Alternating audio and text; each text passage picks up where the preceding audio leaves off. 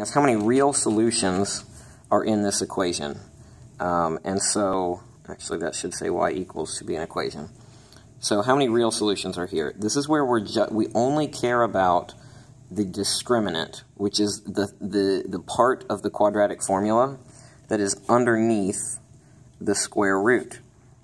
Okay, so hang with me here for a second. We only care about this part. We don't even care about the square root. We only care about b squared minus 4ac.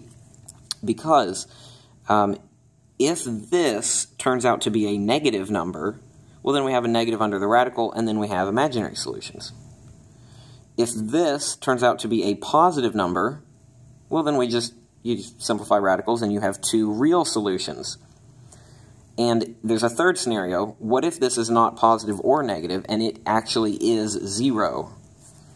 So if b squared minus 4ac, if it is 0, then you don't have a radical here at all, and this plus or minus, you're adding and subtracting 0, so you just have one solution.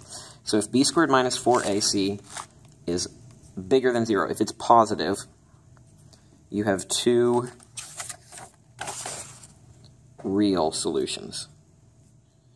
If b squared minus 4ac is less than 0, right, if it's negative, then you have two imaginary solutions. And if b squared minus 4ac equals 0, then you have one real solution. So let's just figure out what it would be for this problem, right? So we have a is 2, b is negative 4, and c is 10. So again, we only care about the b squared minus 4ac. That will give me enough information. So if I do b squared minus 4ac, I have negative 4 squared minus 4 times 2 times 10. So negative 4 squared is positive 16. Negative 4 times 2 is negative 8. Negative 8 times 10 is negative 80.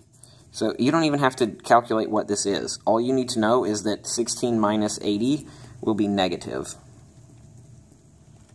So if you get a negative under this radical right here, that's indicating that you're going to get two imaginary solutions.